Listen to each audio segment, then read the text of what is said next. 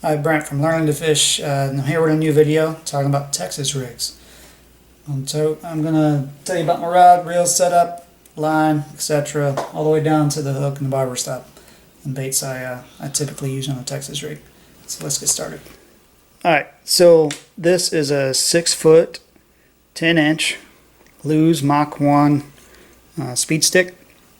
You can see right here, medium heavy fast taper rod.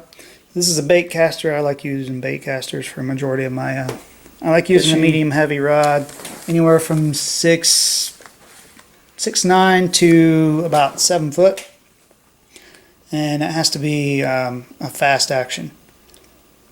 I'm not too picky on brands. I have about 5 different brands, as you can see over here: Shimano, Dobbins, Abu Garcia, Lew's, some no names, etc.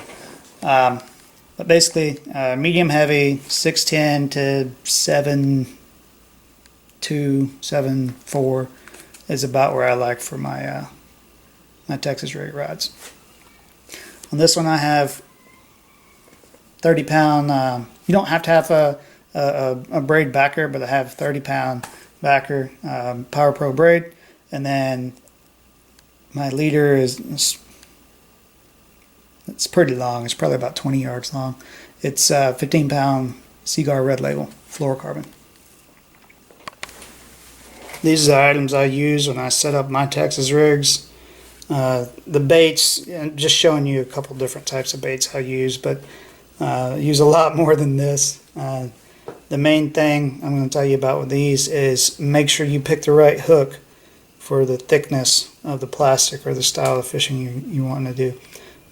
Thicker baits require wide grab hooks, and thinner baits like these, you could probably get away with a regular worm hook or a round bend. I prefer the round bend, just my preference, on about 75% of all my Texas rig applications, but sometimes you have to go up to the EWG, extra wide grab, for those thicker baits. Alright, so before we get into actually rigging this up, I'm going to explain the sizes of these hooks. You can go whatever you like, actually, but my preference is about a 3/0 to 5/0 on most of the time I'm fishing is usually a 3 to 5/0 hook. Again, I like the round bend the best, probably the regular offset worm, and then the EWG in that order is preference, but again, it depends on what's your application and what type of bait you're using. You're going to have some kind of a bullet weight, whether it be a bullet shaped worm weight or a flipping weight, that'll sit on top of the hook. And then it's not mandatory, but I like to keep my weight pegged, so I'll have a bobber stopper, and I'll show you how to put one of those on to set this up. Alright, so when you're setting up the Texas rig, you see that? Alright, you're going to take your line, and the first thing you're going to do, if you're going to use one, is to put on a bobber stop. See, it's a little piece of rubber on these little metal hangers. And what you're going to do is you're going to aim for the loop. You're going to stick your line through the loop on one of these little hangers. Pull it a little bit, and then you'll grab bobber stop and pull. And what that's going to do is it's going to transfer that bobber stop onto your line. Alright, so now that you have this, you can slide this up and out of the way. I've got it's probably about 14 inches of line here. Next, you're going to take your weight, whether it be tungsten or lead. Let me show you the size difference in these.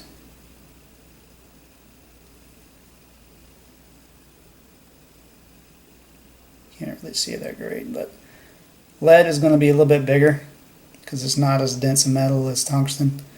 So if you want to save a little room, these are both the same weight, 3/8 or 3/16 and 3/16. If you want to save some space, have a little bit smaller profile, you might want to go with tungsten. It's also a little bit better for the environment. However, it's a little bit more pricier. I'll put a link if I can figure out how to do it. This is only my second video. I'll put a link, or at least put a comment of where I get my tungsten. It's the cheapest I've found, and they're really good quality.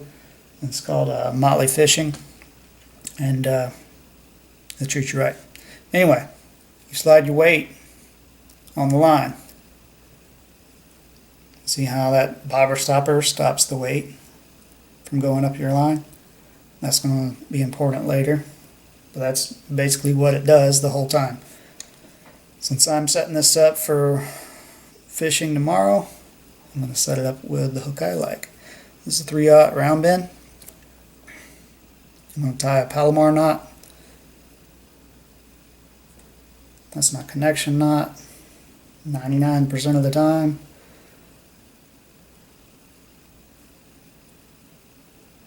I'm not going to try to teach you how to do a Palomar knot. There's about 1,000,001 videos of how to do that on YouTube, or you can just look at the back of your wrapper for your line. For instance, this is a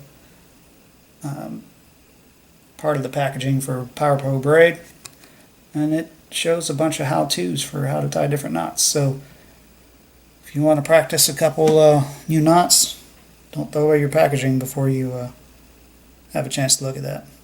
You're always going to wet your line so you don't burn it before you tighten down your knot. Alright, you tighten down your knot, and then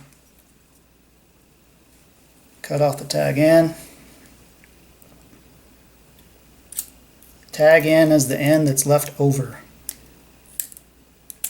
I don't know, some of you people may have never fished before. You may not understand the lingo. If you don't, let me know in the comments. And I'm going to put a speed worm, Zoom speed worm on here.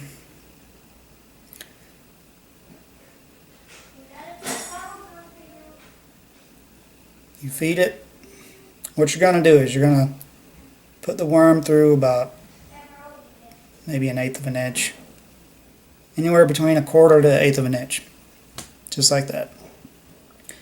You're going to slide it up to where you see the hook bend right here, where it's the offset bend, right? You're going to take your bait. This one doesn't matter as much because it's a straight worm. You're going to take your bait and the hook, and you're going to twist it around. Alright? Then slide this on up. And it's going to sit like that. Alright, and then before you stick your hook in the worm, you can put it up beside it so you can see, okay, about where I need to put it. And you're going to take it on the bottom side, and you're going to stick your hook in the worm. Just like that. Alright, now that is the actual Texas rig part of this.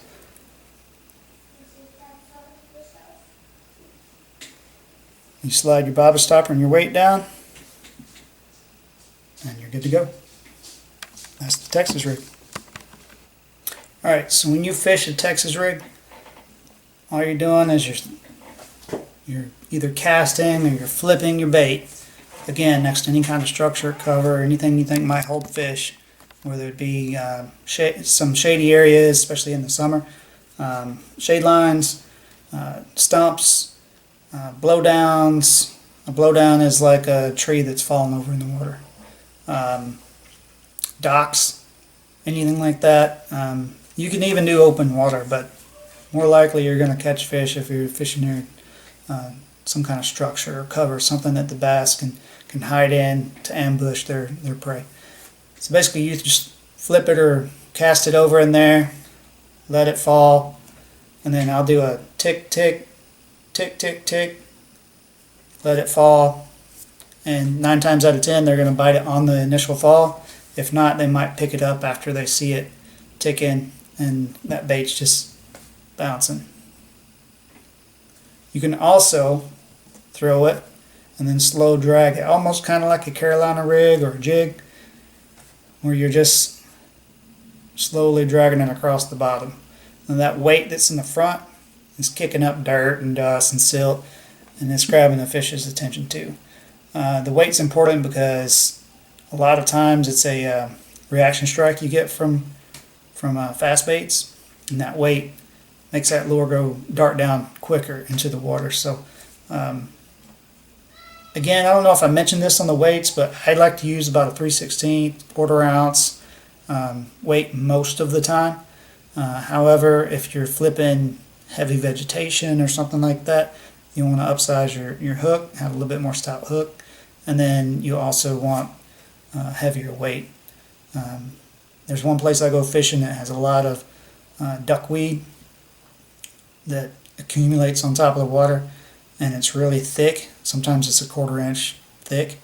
It gets matted up, so I'll use like an ounce weight or a 3/4 ounce weight on my Texas rig to punch through that, and then the bass will tear it up. So hope this helps you out, and hope you learned something new today. If you liked the video, let me know. Leave me some comments on what you want me to show you next. Until next time, have a good one.